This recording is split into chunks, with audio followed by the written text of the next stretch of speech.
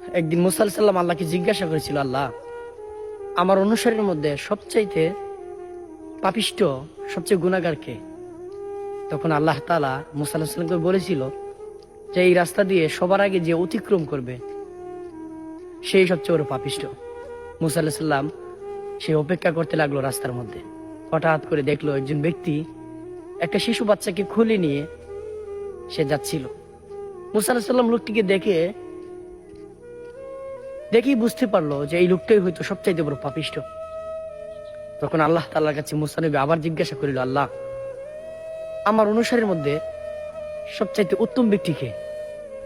তখন আল্লাহ তাআলা বলেছিল, মুসা, এই রাস্তা দিয়ে সূর্য ডুবার আগ মুহূর্তে যে লোকটি যাবে সেই লোকটাই সবচাইতে উত্তম ব্যক্তি। মুসা আলাইহিস সালাম সূর্য ডুবার আগ পর্যন্ত বসে রইলেন।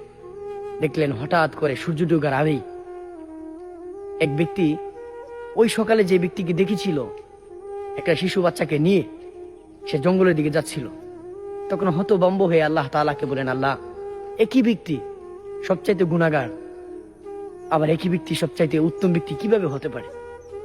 তখন আল্লাহ তাআলা বলেছিল, মুসা, সকালবেলা যখন ওই লোকটা জঙ্গলের দিকে যাচ্ছিল, কুলে যখন একটা বাচ্চা ছিল, সেই বাচ্চাটা বাবাকে জিজ্ঞাসা করেছিল যে, আব্বা, এই জঙ্গল কত বড়? তখন বাবা বলেছিল, এই জঙ্গল এত বড়, বিশাল বড়। বলেছিল, আব্বা, এই জঙ্গলের চাইতে বড় কি কিছু নাই? তখন সেই ব্যক্তি বলেছিল, বাবা, জঙ্গলের চাইতে সবচাইতে বড় পাহাড়। তখন মুসা আলাইহিস সালাম বললো, তারপরও এই সন্তান বলতে লাগলো যে, আব্বা, এই পাহাড়ের চাইতে বড় কি কিছু নাই? তখন বাবা সন্তানকে বলেছিল, আব্বা, পাহাড়ের চাইতে সবচাইতে বড় হলো আসমান। আবার জিজ্ঞাসা করলো, বাবা, আসমানের চাইতে বড় কিছু নাই?